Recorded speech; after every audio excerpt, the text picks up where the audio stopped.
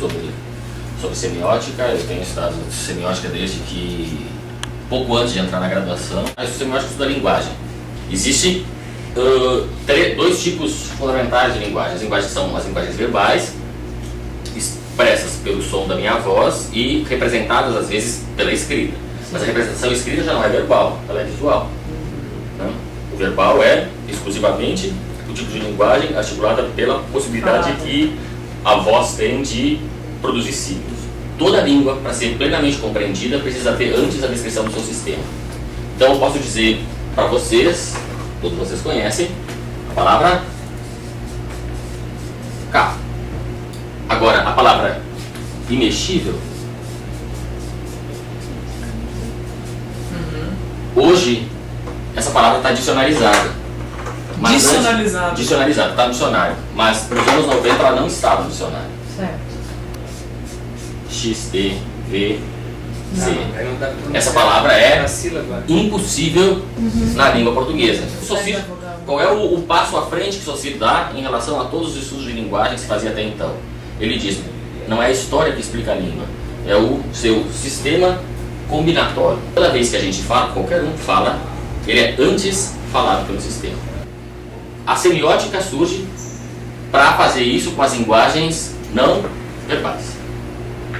Então, o sentido da semiótica é descrever o sistema de relações sistêmicos de todas as linguagens não verbais. E os sentidos produzidos pelas linguagens sempre se dão no choque entre linguagens. Pasolini, um cineasta italiano, fez Salosa, que de Sodoma, vocês chegaram a ver, é um filme que entram 10 pessoas e ficam 2 no cinema.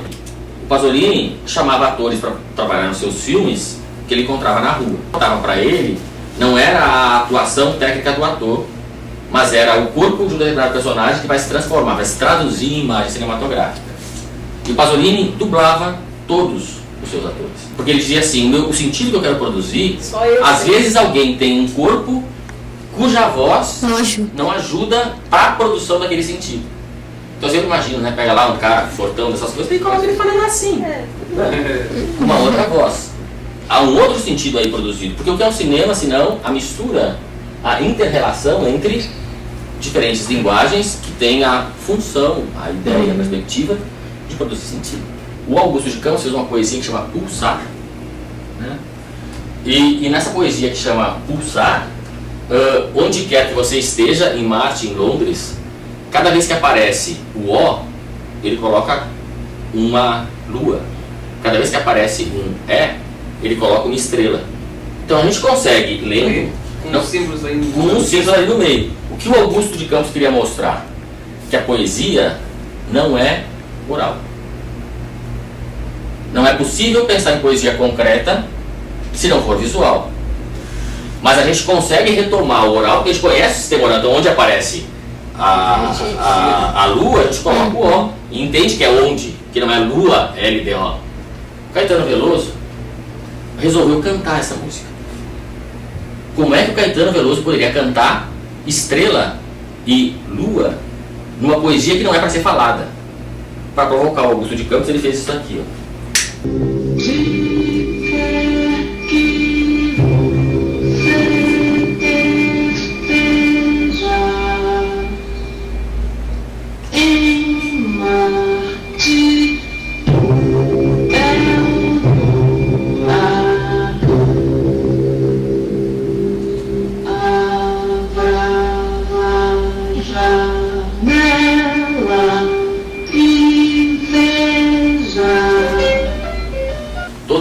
Tem 3 matrizes e não há outras.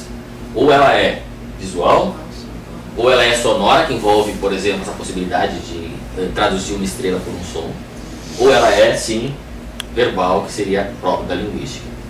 A semiótica, ela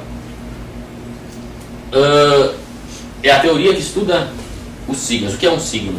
O signo pode ser um ícone, pode ser um índice, pode ser um símbolo. Quando o signo é um ícone, o signo mantém com aquilo que ele representa uma relação de semelhança. O poema acho que do Manuel Bandeira para Maísa, ele dizia: os olhos da Maísa são como 2 oceanos não pacíficos. entre os olhos da cantora e o oceano havia uma relação de... a gente só consegue compreender o sentido porque há entre os olhos dela e o oceano uma relação de semelhança. O índice é quando o signo se dá pela ausência, né? A gente descobre o que é o signo pela presença de uma outra coisa. Por exemplo, quando a gente vê fumaça em algum lugar, aquela fumaça não é o fogo, mas ela representa o fogo. No símbolo é absolutamente arbitrário. A palavra casa não tem nenhuma relação de semelhança com o lugar em que a gente mora.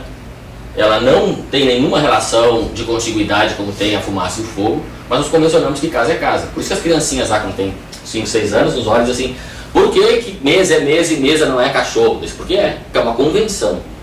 Então o símbolo é um tipo de signo, que é organizado pelo princípio da convenção. Signo não é a própria coisa representada.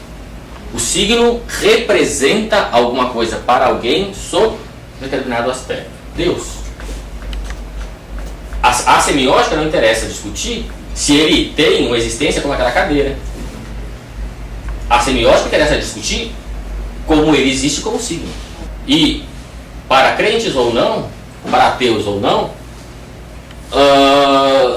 Deus faz diferença. Deus permite que alguns casem e outros não. Deus cria um conjunto de culpas. Deus cria um conjunto de princípios de autoridade.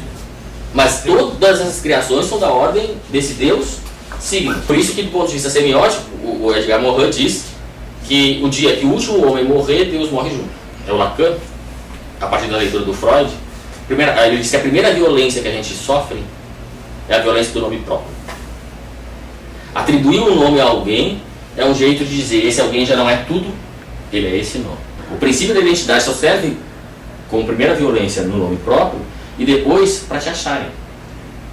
A gente tem identidade, tem um número, porque se a gente não pagar imposto, a gente precisa ser preso, precisa ser localizado. O que seria pensar um mundo em que o princípio da identidade fosse deixado de lado e a gente trabalhasse sempre com o princípio do mistério. O princípio do mistério é o princípio da confusão.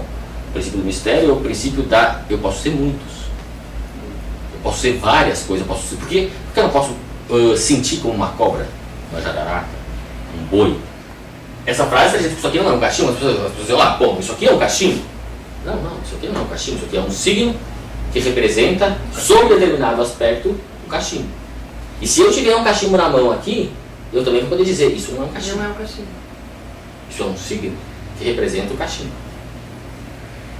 Porque todas as coisas, quando entram em contato com a gente, elas se traduzem em signos. É a medida da nossa miséria. As coisas não chegam para a gente na sua totalidade. Freud, quando descobre o inconsciente, diz isso. Queremos dizer sempre aquilo que dizemos e pretendemos dizer sempre aquilo que comunicamos, quer o reconheçamos conscientemente ou não. Logo, não era bem isso que eu quis dizer, na verdade. Era exatamente isso que se queria dizer. A gente diz sempre o que quer, especialmente quando a gente acha que não. No Isso Não É um Cachimbo, o quadro do Magritte, ele apresenta de uma forma bastante clara essa problemática semiótica de que o signo não é a própria coisa, de que o signo é uma representação da coisa, logo ele serve tanto para mentir quanto para falar a verdade. E o nosso único espaço de inteligibilidade está no interior do signo, nunca na coisa.